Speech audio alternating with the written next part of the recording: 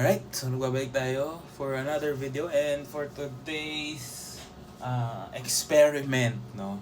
Paglalaroan natin yung ating bagong Behringer CB100 na violin. So this is a gooseneck mic and tetestingin lang natin kung gagana siya with my effects, which is yung Zoom A14.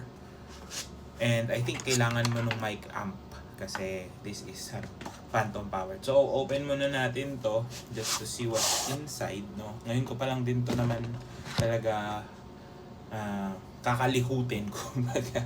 Okay, so ayan, tinanggal natin yung sheet, which is this box right here.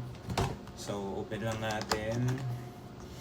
So ito yung laman niya pag binuksan mo. We have the quick start guide. Meron siyang kasamang silica gel. And then yung laman niya is ito. Yan. So CB100, alam ko maraming klase nito. But specifically, kaya yung violin because again, we're using a violin na instrument. Kasi kapag yung CB100 lang, you will have to buy a mount, which is this one, para maikabit mo siya sa instrument mo. So, basically, ikakabit mo siya dito sa gooseneck and this one would clamp onto your violin. And then, this one goes to this XLR. So, kabit na natin. Tapos, ayan. So, ayan, nakakabit na siya. And then, we will try to connect it to our Zoom A14 na effects. So, ikakabit ko lang siya dito sa aking speakers. So, ang speakers na gamit ko is yung JBL na, I forgot, 1. Matagal na to, no? Pandemic pa. Binili ko siya around 2021 if I'm not mistaken. So, pa-power lang natin to with USB. So, papakita ko lang kung paano yung magiging routing niya or kung paano siya gagana. So, power, of course. Sasaksak natin sa USB port. And then, ito ay isasaksak natin sa input, which will then connect to our XLR din. And di tayo masyadong techy guys. So, ngayon, kailangan ko naman ng cable to connect our output. Ayan. So, ang cable na gagamitin naman natin for the output is, papakita ko naman to lahat sa inyo mamaya. Ito. So, 1/4 inch to 3.5 kasi yung aux ng ating speaker ay nasa harap lang. Hindi na natin guguluhin. So, hindi ko matetesting, I don't think matetest ko yung left and right niya. So, mamaya ipapakita ko. Again, ito, isasaksak lang natin sa output ng ating Zoom. Ayan. So, output. And then, pasaksak na siya sa aux in ng ating speakers. Ayan. Okay, so ikakabit ko muna sa violin and then ipapakita ko naman sa inyo kung ano yung itsura niya. Okay, so ito na yung ating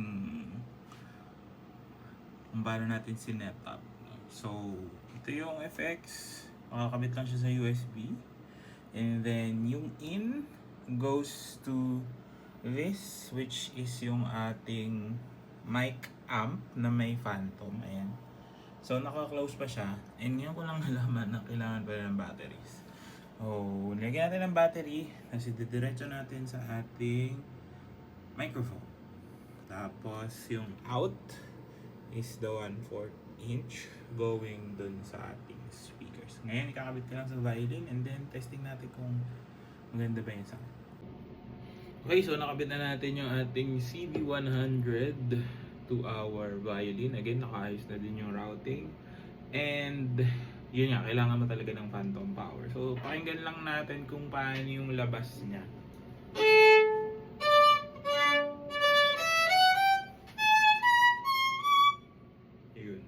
lumalabas naman siya sa speakers ko. Although, dahil maliit yung room, no? Tingnan natin, i-octave ko lang para lang marinig.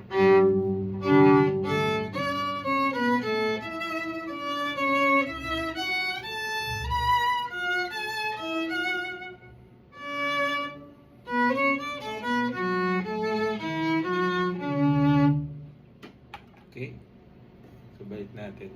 So, ayun. Lumalabas naman yung sound niya. Again, sa effects, pwede mo pa rin ayusin. Hello? Mic. Test. Sound. Check. 1, 2. Ayan. So, nasa maliit kasi tayong room. So, paano ba? Ilalapit ko. Try natin. Ididikit ko kayo sa mic.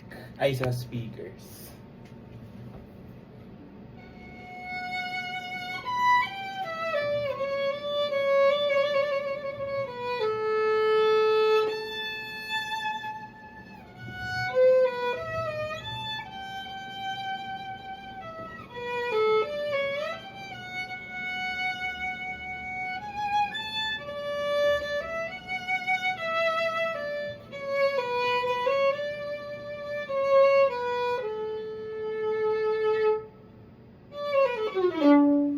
Okay, ayan. So, pakita lang natin kung paano nga ulit yung naging mounting niya and ano yung mga kailangan yung gamit if ever nabibili kayo. So, ayan. Pasensya na sa magulong space. So, yung mic is mounted dito sa ating, of course, yung converter going to the mic amp dito sa Zoom A14. Ayan. So, dito siya naka-in. And then, of course, ito lang output.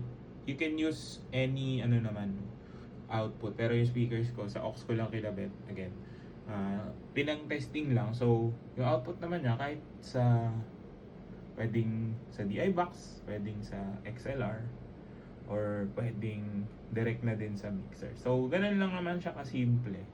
Now, if you want to buy any of these, try kong i-link sa baba. Pero pag wala, i-comment ko na lang. Ako kasi, ito personally sa JB Music ko siya nakuha. And then, this one is, we shipped it from abroad. So, message nyo ako if you also want to get one. Pero meron namang mga local suppliers, although medyo mas mahal lang ng konti. Pero, that's the cost of bringing these products in para mas makatulong, no? Mas mapaganda pa yung ating mga performances. Sana nakatulong to. If you did, comment down below more content you'd like to see. May questions kayo about this type of setup. And I'll see you on the next one. Good luck sa inyo.